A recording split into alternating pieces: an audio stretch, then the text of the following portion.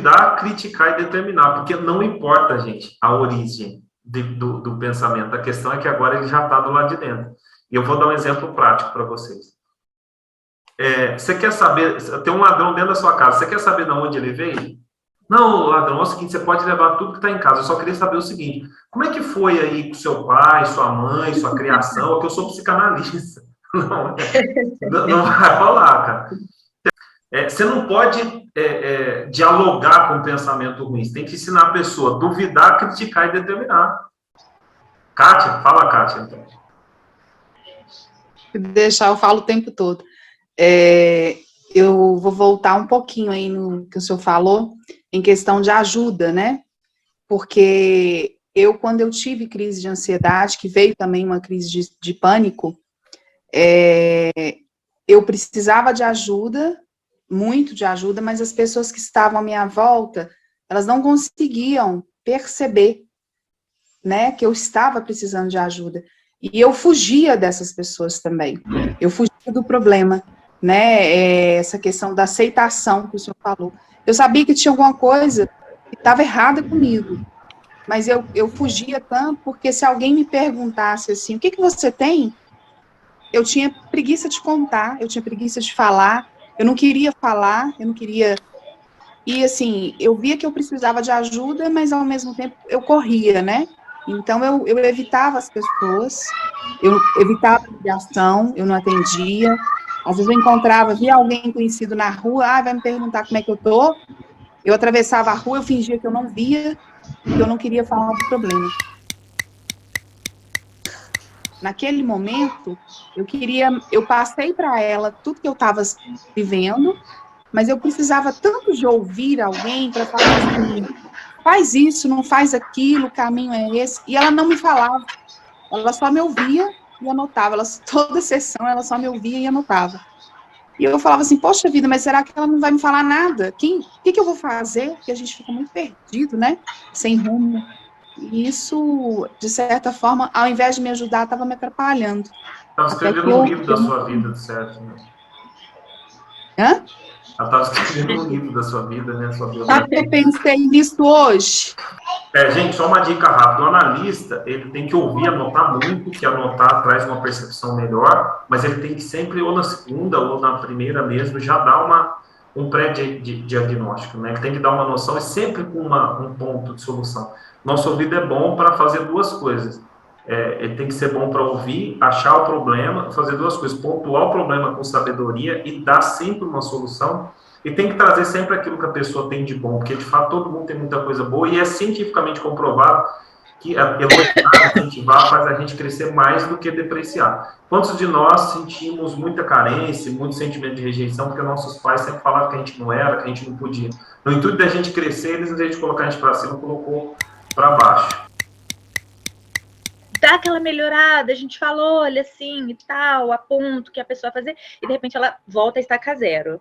O que fazer nesse momento? É usar essa tática do duvidar, criticar e determinar, por conta, como você sempre fala, o cérebro ele é viciado, aí para o caminho mais fácil. Então, a pessoa está acostumada a pensar aquilo dela mesma, a dar aquele tamanho para o problema. Aí ela tá começando a melhorar, a caminhar, ela volta a estacar zero. Aí é essa a melhor técnica? A pessoa ela tem que decidir se ela será para sempre uma vítima ou se em algum momento ela vai ser protagonista. Porque o analista não tem como mudar ninguém. Aliás, ninguém muda ninguém.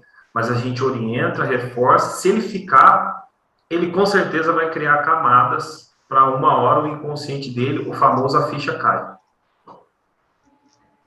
Mas sem essa obrigação, eu tenho que mudar, tem que acontecer, você vai ver. Quando você estiver com a agenda cheia, você não vai querer obrigar ninguém, você vai ser uma boa analista e a pessoa vai, se ela não quer mudar... Eu tive crise de ansiedade durante muito tempo, e eu tinha essa questão da negação e da fuga. Eu sou cristã, então, assim, o que desencadeou esse processo de crise de ansiedade foi realmente um descuido que eu tive comigo mesmo.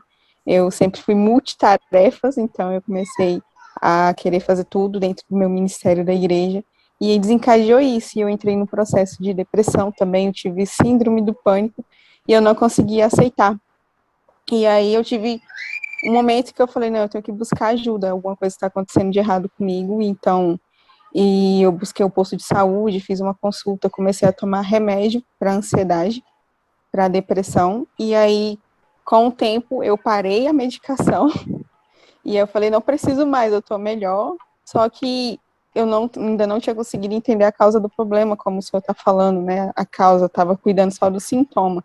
Então, foi quando eu descobri a terapia, quando eu descobri a psicanálise, e o que me ajudou muito foi essa questão do autoconhecimento, né? Hoje eu consigo identificar, quando eu começo a querer dar crise de ansiedade, eu sou uma pessoa, às vezes, muito inquieta, e de vez em quando eu quero focar em um monte de coisa, e hoje eu consigo identificar, né? Então, chegou o momento que eu falei, não, eu decido não deixar isso mais dominar, porque estava dominando e estava atrapalhando vários âmbitos da minha vida, e eu falei, eu preciso me autoconhecer e entender, né, e aí, hoje eu consigo identificar, quando eu começo a ficar ansiosa, opa, peraí, tá errado, né, eu preciso saber o que tá levando a esse ponto para mim poder voltar. Essa questão de policiar, ir lá, duvidar, criticar, determinar. Eu vou colocar lá 2 aplicativos, vocês podem baixar, né, vocês vão descobrir os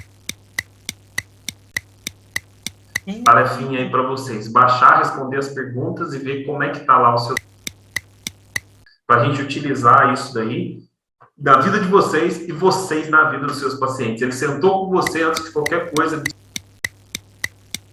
Ficar no presente, ter paciência, né, ter uma tranquilidade, fazer uma coisa de cada vez. Sofrer por antecipação, a Priscila diz. O Exaú disse, muito trabalho, uma exaustão mental, que vem conectar com o que a Kátia disse, né, que é o excesso, né, o excesso de tudo, um pouco, né, das nossas necessidades. A falta da presença, que a Graça disse, que é um dos principais exercícios, é o elixir contra a crise de ansiedade, é o exercício da presença. Se vocês todos tiverem papel e caneta na mão, pode anotar, mas depois a gente compartilha um compilado aqui para vocês que eu anotei, mas o exercício da presença faz toda a diferença. Vão tratar pessoas, uma coisa é a crise de ansiedade, ponto. Outra coisa é a ansiedade que tem que tratar no dia a dia. Então, olha o leque se abrindo. A crise de ansiedade, o desespero, a vontade de se matar, que é a matador que está sentindo, ela está aqui. Está bem longe da causa que está aqui. Tá certo?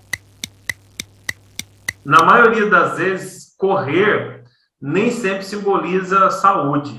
Correr geralmente simboliza excesso que causa acidentes. Né? Nem sempre correr, quando você fala em correr, é algo para exercitar, oxigenar o cérebro. Esse correr que eu estou falando é um correr que vai geralmente gerar um problema. Então, gente, olha quanta coisa interessante. E aí eu vou fazer um link aqui na psicanálise. Causa e sintoma é uma coisa que vocês têm que anotar e guardar para tratar a ansiedade. Né? A ansiedade tem uma causa. Então, se ela pensou muito em suicídio, o inconsciente tem prazer em repetir o pensamento. E aí a pessoa entra em conflito, porque ela fala assim, por que tem hora que eu penso em morrer? Por que tem hora que eu penso em matar? Por que tem hora que eu penso em bater? De alguma forma, o inconsciente, dentro dele foi criado essa sinapse, esse caminho. E agora ele sente prazer quando você pensa isso.